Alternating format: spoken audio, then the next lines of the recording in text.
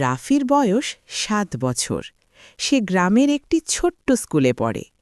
তার সবচেয়ে প্রিয় বন্ধু হল তার কথা বলা টিয়া পাখি, নাম তার টুনি।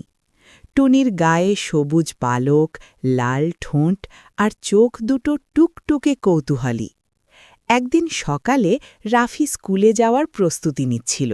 হঠাৎ টুনি ডেকে উঠল, রাফি, আমিও স্কুলে যাব। রাফি হেসে বলল, তুই গেলে স্যার রাগ করবে না তো? টুনি ঠোঁট নেড়ে বলল, আমি ভালো পাখি, চুপচাপ থাকব।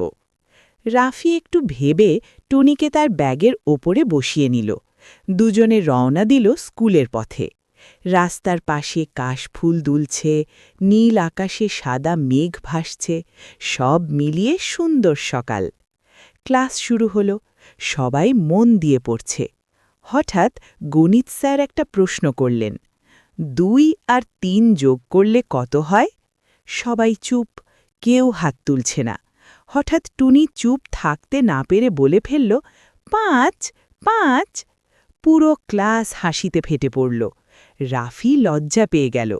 স্যার অবাক হয়ে বললেন, এ আওয়াজটা কোথা থেকে এলো? রাফি ধীরে ধীরে দাঁড়িয়ে বলল, স্যার, এটা আমার টিয়া পাখি টুনি। স্যার রাগ না করে হেসে ফেললেন। ও, টুনি তো বেশ বুদ্ধিমান। এরপর স্যার বললেন, ঠিক আছে, আজ টুনি আমাদের ক্লাসের অতিথি। সবাই খুব খুশি হল। টুনি মাঝে মাঝে মজার মজার কথা বলছিল। টিফিনে সবাই টুনিকে দেখার জন্য ভিড় করল। টুনি বলল, বন্ধু হও, বন্ধু হও। হঠাৎ দেখা গেল রাফির সহপাঠী সুমনের পেন্সিল হারিয়ে গেছে। সে কাঁদতে শুরু করল। রাফি বলল, চিন্তা করিস না, আমরা খুঁজে বের করব। টুনি উড়ে উড়ে চারিদিকে দেখতে লাগল। একটু পর টুনি জানালার পাশে গিয়ে চিৎকার করল, এখানে, এখানে। দেখা গেল পেন্সিলটা জানালার পাশে পড়ে আছে। সুমন হাসতে হাসতে বলল, ধন্যবাদ টুনি। স্যার বললেন, দেখো বাচ্চারা, একে অপরকে সাহায্য করলে সব সমস্যা সহজ হয়ে যায়। স্কুল শেষে রাফি আর টুনি বাড়ি ফিরছিল। রাফি বলল, আজ তুই না থাকলে সুমনের পেন্সিল পাওয়া যেত না। টুনি মিষ্টি গলায় বলল, বন্ধু মানে সাহায্য।